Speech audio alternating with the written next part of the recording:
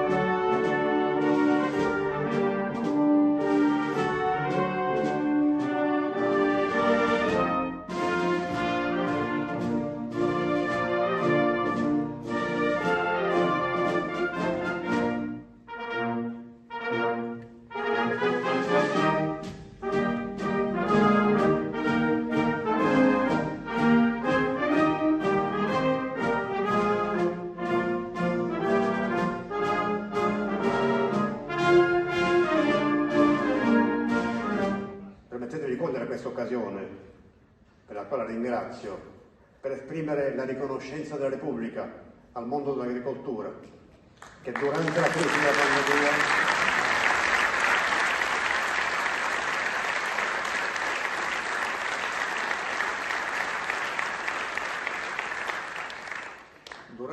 della pandemia non ha mai cessato, neppure per un istante, di nutrire il Paese.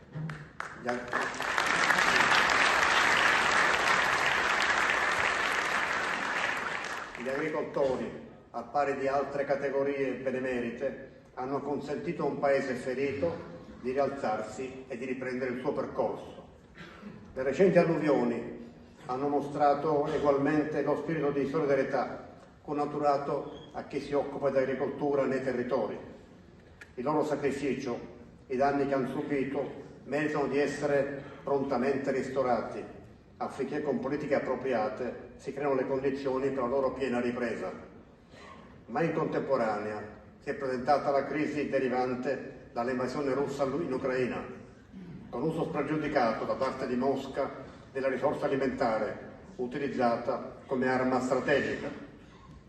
Il cibo, anziché diritto universale, viene considerato in quel modo arma di guerra, affamando popolazioni, destabilizzando nazioni, accentuando povertà e spostamenti di popoli.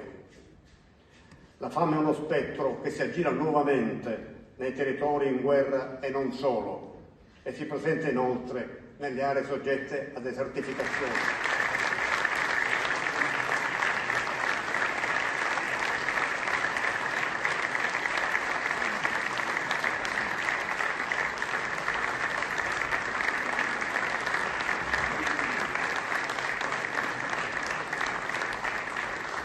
Questo era l'applauso che il Presidente Mattarella ha ricevuto durante il suo discorso molto interessante, storico, dove ha un po' anche fatto veramente un excursus sull'evoluzione dell'agricoltura in Italia da un punto di vista proprio del territorio, della presenza, ma anche da un punto di vista giuridico. Questo applauso ovviamente significa quanto importante è l'agricoltura.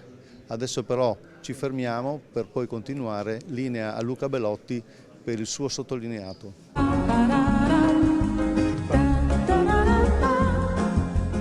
Caro Mimmo, anche quest'anno siamo a fine anno e anche alla chiusura di questo ciclo di puntate di Greentelling.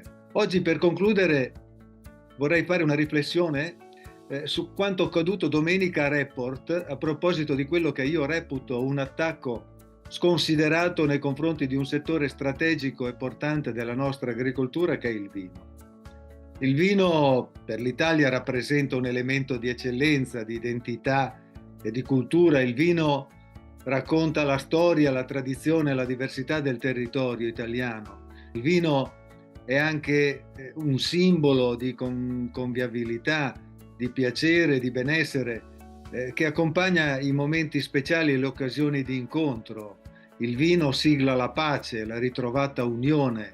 Il vino, infine, è una risorsa economica che contribuisce allo sviluppo del settore agricolo, turistico ed anche gastronomico del nostro paese in maniera molto importante. Il suo fatturato è di 13,3 miliardi di euro, di cui oltre la metà derivanti dall'export. Inoltre vi lavorano tra diretti e indiretti oltre 1.800.000 persone.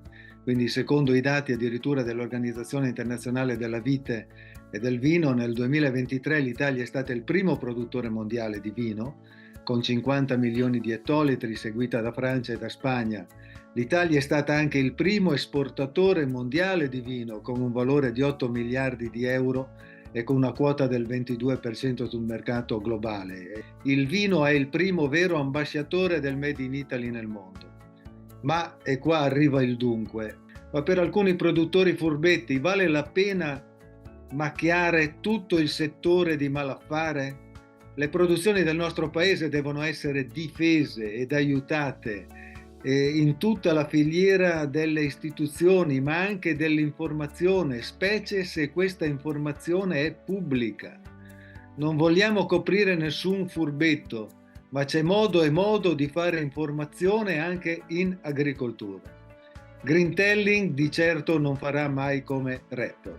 Buon anno a tutti con Greentelling.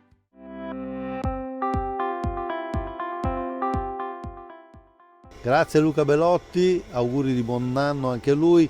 Noi riprendiamo qui da Po di Tramontana a Rosolina, in provincia di Rovigo, dove c'è questo centro importante di vinicoltura per quanto riguarda l'ortoflorovivaismo. A fine anno si fanno i consuntivi, loro tutti gli anni hanno un consuntivo e ci devono dire cortesemente qual è il futuro allora per certi versi, in particolare dell'orticoltura.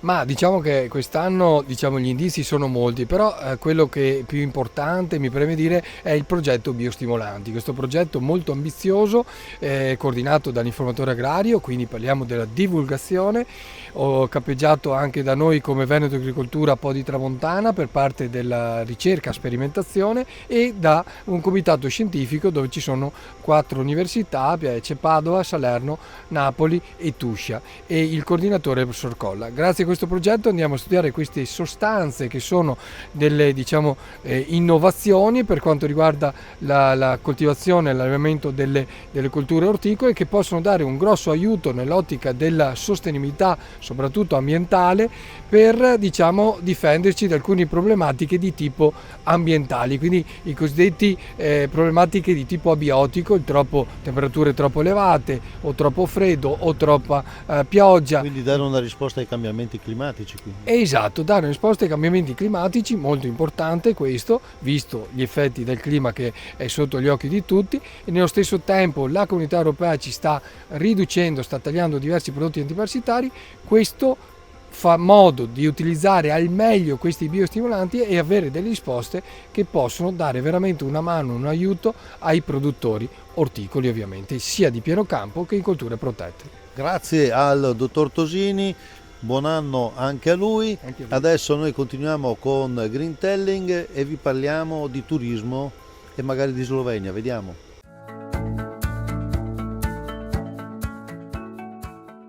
Beh, l'Italia è tutta bella, però devo dire che anche i paesi vicini all'Italia sono molto belli, soprattutto da un punto di vista ambientale, e lo chiediamo proprio ad Aljoša Ota, che in questo caso rappresenta la Slovenia. Eh sì, l'Italia è bellissima, tutto il mondo è molto bello, e la Slovenia in questo caso ha davvero delle attrazioni interessanti a livello internazionale, fatte da posti bellissimi, tanto legami con la natura soprattutto, e abbiamo cercato negli anni di creare un programma di turismo sostenibile che sia oggi riconosciuto e davvero riconosciuto a livello internazionale come molto interessante. Ecco, facciamo allora un piccolo spot proprio promozionale della Slovenia Verde. Sì, la Slovenia è vicina all'Italia, un paese con oltre il 60% della superficie coperta dalle foreste, è una perfetta destinazione per poter venire in vacanza in tutto l'anno, no? Quindi dal sciare d'inverno a delle escursioni e esperienze che si possono fare tutto l'anno, l'estate al mare, quindi davvero una destinazione che può offrire tanto a molti clienti. Diciamo 2 posti da non perdere, uno al mare e uno in montagna. Al mare assolutamente Porto Rose, quindi non guasta poi un giretto anche nell'entroterra dell'Istria slovena, no? Quindi ad esplorare un po' la gastronomia, e poi forse la capitale Ljubljana, un giro a Bled, quindi una giornata si passa veloce in questi bellissimi posti della Slovenia, quindi dal lago di Bled a Ljubljana, e magari passando appunto anche per le grotte che sono di strada, quindi le grotte di Postumia, pure le grotte di San Canziano, che è anche patrimonio UNESCO, sono sicuramente attrattività interessanti.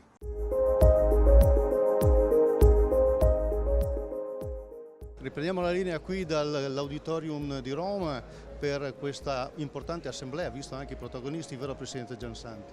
Ma noi oggi abbiamo a tutti i costi voluto rappresentare la centralità e la strategicità per il presente e per il futuro dell'Italia, oltre per la storia che abbiamo costruito, che è l'agricoltura italiana.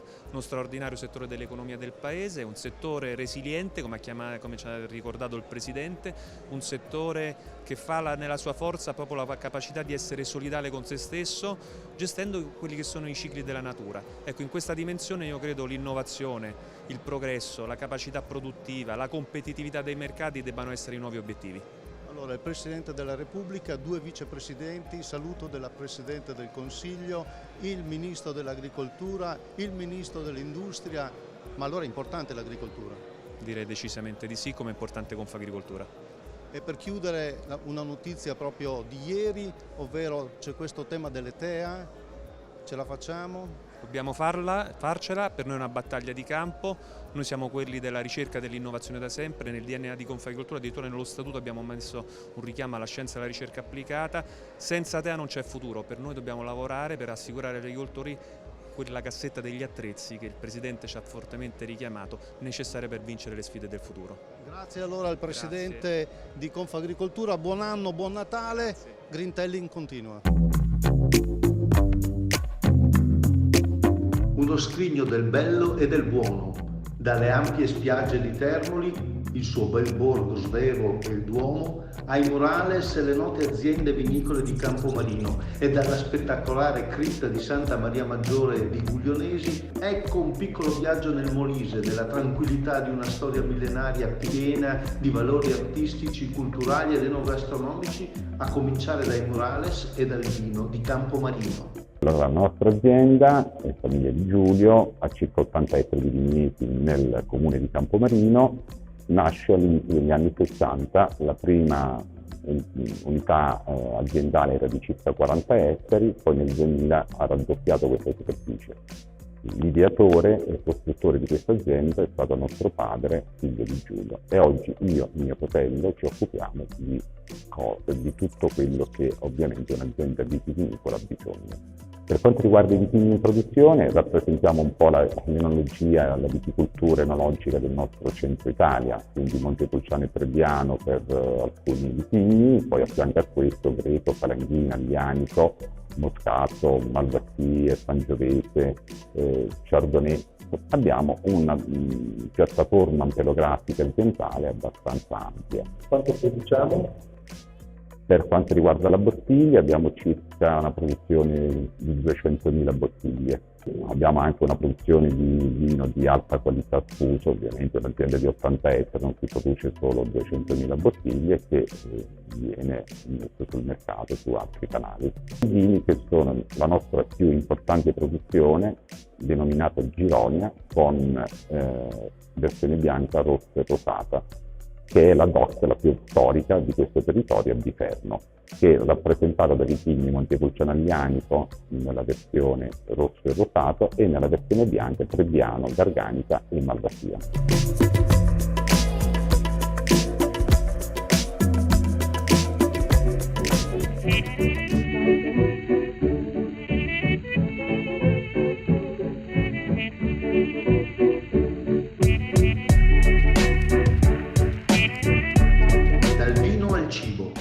Termoli, col suo castello voluto da Federico II, il suo borgo svevo costruito su una trama di vicoli perfetti per l'accoglienza di un albergo diffuso e di ristoranti tipici.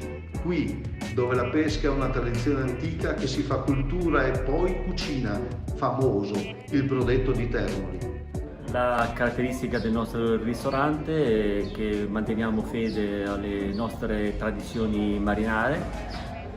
Riportiamo in maniera molto pedissequa tutti i nostri piatti della storicità termolese e in particolare il brodetto. Il brodetto è un piatto tipico di Termoli, come ben vedete viene cucinato tutto in tegami di terracotta, c'è una base di olio, sale e pelato e la caratteristica del profumo del nostro brodetto è il peperone verde.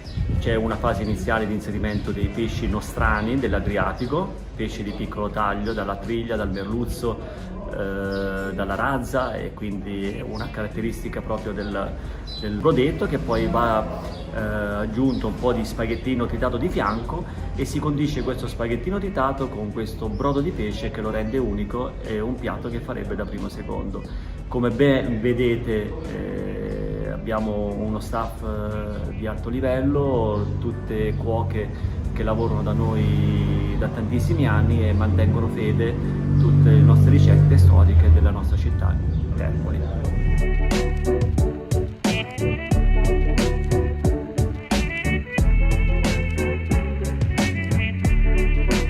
Il nostro viaggio molisano nei dintorni di Termoli finisce a San Giacomo degli Schiavoni. Nella sua chiesa suona ancora un organo del Settecento e qui non può mancare un assaggio ai salumi della macelleria Berchicchi, specie della ventricina e del cazzotto. Dal mare ai monti, pochi chilometri ed ecco Guglionesi, col suo olio e il suo caciocavallo e le sue chiese. La spettacolare cripta di Santa Maria Maggiore è una delle mete assolutamente irrinunciabili, tanto incredibile quanto emozionante. 4 comuni in provincia di Campobasso, un viaggio di 1000 anni e più, da Federico II ai giorni nostri. Un saluto dal mare a questa bellezza di un'Italia per niente minore.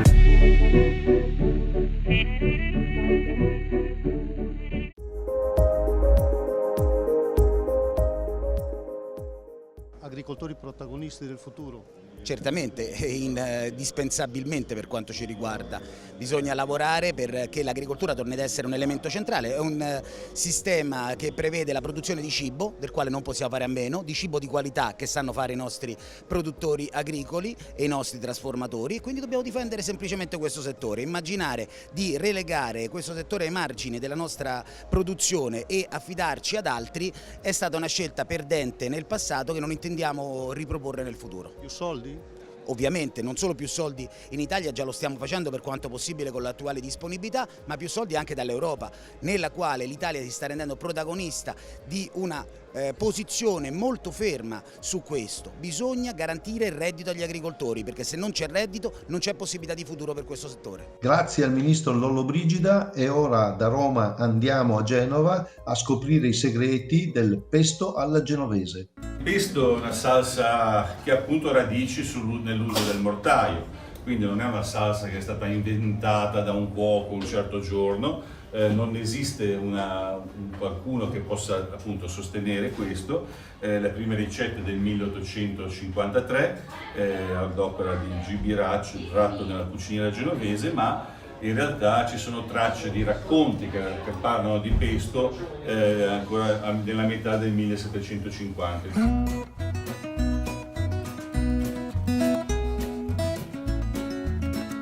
Allora, per fare un pesto buonissimo ci vogliono ingredienti buonissimi, perché poi il pesto è una salsa semplice tutto sommato e non è difficile fare il pesto, è difficile magari fare un pesto buono. Diciamo che gli elementi chiave sono il basilico, dobbiamo usare un basilico giovane, noi qui usiamo esclusivamente e religiosamente il basilico genovese DOP, che è il basilico a foglia piccola che cresce in tutta la Liguria, versante a mare fino ad un'altezza di 400 metri, quindi in questa fascia si ottiene il miglior basilico possibile. Poi abbiamo parmigiano reggiano di 30 mesi, abbiamo il fiore sardo stagionato, poi abbiamo i pinoli italiani, il sale grosso delle farine di Trapani, ritorniamo in Liguria con l'olio ligure, un olio delicato, il DOP, che ci dà una grassezza senza andare però a coprire di altri ingredienti. L'aglio di Vestalico, che dimenticavo, che è fondamentale perché è l'elemento piccante in una salsa che sennò rimarrebbe troppo dolce, e quindi abbiamo un prodotto di grande personalità, di grande spinta, che insomma in questi ultimi 40 anni si è impadronito delle tavole di tutto il mondo. E quindi cominciamo con l'aglio.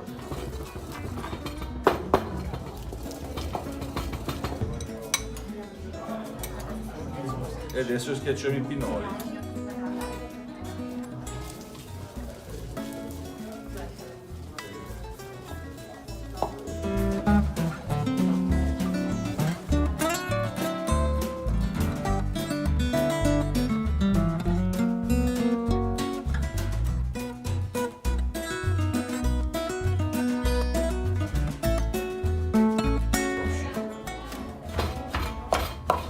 Adesso qui è un po' il trucco, diciamo, del pesto al mortaio. Andiamo a rimuovere lo strato di pinoli che abbiamo sotto le foglie di basilico.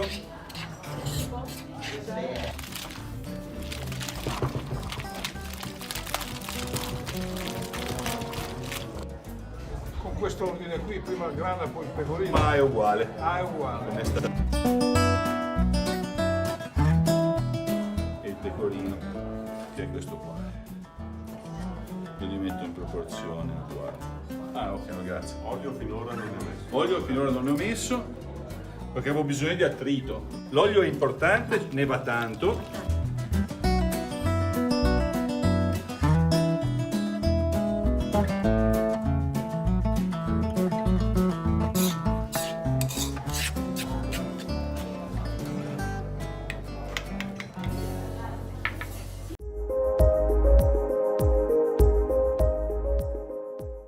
Ancora qui all'Auditorium della Musica di Roma per l'Assemblea invernale di Confagricoltura con Anna Maria Barile, la direttrice o il direttore di Confagricoltura. Oggi è una giornata veramente per voi molto importante, ma facciamo una sintesi, ovvero cosa ci portiamo a casa da questo meeting così significativo? Credo che ci portiamo senz'altro a casa un'affermazione importante della centralità del comparto agricolo e un'affermazione importante del concetto del far sistema. Lo abbiamo visto e ascoltato nelle parole del Presidente della Repubblica, di tutti gli interventi che ci sono stati. Far sistema è indispensabile all'interno della filiera agroalimentare. L'agricoltura ha bisogno dell'industria, l'industria ha bisogno della grande distribuzione, dobbiamo essere anelli di una catena che con serietà spinge l'asticella verso l'alto in termini di aumento della produzione, aumento della qualità della produzione e transizione ecologica. Insieme a livello politico, cioè le associazioni, il governo devono superare le ideologie, devono essere capaci di fare un grande programma per l'agricoltura di questo Paese. Penso che questi siano i due concetti chiave che sono emersi oggi. Allora, siamo a fine anno, quindi diciamo sintesi 2023, buoni propositi per 2024. Sintesi 2023, mi viene in mente l'alluvione, in Emilia-Romagna e nelle regioni circostanti. Mi viene in mente una protratta siccità che poi è stata anche causa dei gravi danni dell'alluvione. Mi vengono in mente le difficoltà legate al radicamento della PSA, qualche strascico ancora di aviaria. È stato un anno difficile, un anno in cui comunque abbiamo registrato anche dei grandi segnali che ci fanno ben sperare per il futuro. La capacità di resilienza dei nostri agricoltori, la capacità di sacrificio. Ricordo a tutti che abbiamo avuto campagne inondate per scelta degli agricoltori per salvare le città. Quindi la capacità e il sacrificio che in qualche modo paga. Il governo ci ha ripagato con un'attenta rielaborazione di misure che portano del PNRR, che portano al comparto agricolo molte risorse, che se saremo capaci di accompagnare le nostre imprese in un percorso anche di progettualità, che è un po' un modo diverso di accedere al sostegno pubblico, alla finanza pubblica, sicuramente faranno riprendere e crescere le nostre filiere produttive. E un'ultima battuta sulle tecniche di evoluzione assistita. Tecniche di evoluzione assistita sono una delle battaglie di Confagricoltura. L'agricoltore ha sempre innovato.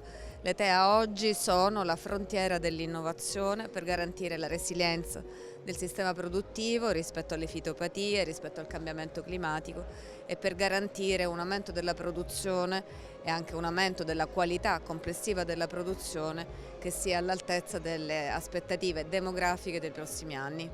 Grazie allora ad Anna Maria Barrile, il direttore di Confagricoltura. Grazie a Buon voi. anno. Grazie. Speriamo che questa musica che abbiamo in sottofondo ci porti bene, ovviamente. Speriamo. Green Telling continua.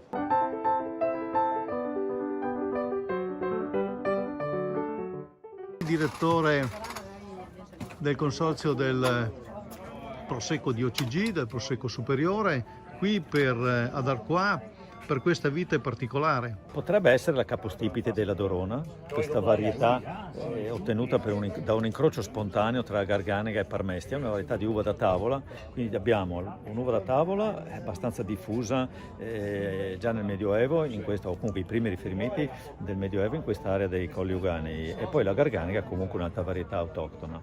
Quindi questo qui potrebbe forse essere il capostipite da prima, l'età potrebbe forse darci una qualche indicazione maggiore. Come mai questo amore per questa vite, per questa Dorona? Io amo la natura, oltre che essere ristoratore sono anche perito agrario, davvero che come ristorante il chilometro zero noi lo abbiamo dal 1963, quindi abbiamo sempre avuto anche la passione per avere un'azienda che produce i prodotti dell'orto, della frutta che naturalmente utilizziamo al ristorante. Poi essendo da qua io amo il mio paese, come amo anche tutto quello che si trova all'interno del mio paese, e quando c'è qualcosa di particolare, e questo è veramente qualcosa di particolare, è una vite che a mio avviso non meno di 200 anni gli ha. Mi ha subito colpito quando a un certo punto vedevo che questa pianta stava avendo dei problemi, mi sembrava che morisse addirittura, da poterla salvare e quindi produrre un vino che sia veramente qualcosa di particolare. Io azzardo un po', vorrei che questo vino che si produce diventasse come il Cartizze per il Prosecco. Riprendiamo la linea qui dall'Auditorium della Musica qui a Roma, dove appunto si sta tenendo questa assemblea invernale di Confagricoltura, molto importante per le presenze e anche per i contenuti. È un'assemblea che chiude per certi versi il 2023, ma anche con questa nostra presenza qui chiudiamo appunto questo ciclo di trasmissioni di Green Telling del 2023. Allora l'appuntamento da parte di tutto lo staff di Green Telling e del sottoscritto di Mimmo Vita, a voi tutti, a una buona fine e un buon principio. Arrivederci a tutti al 2024.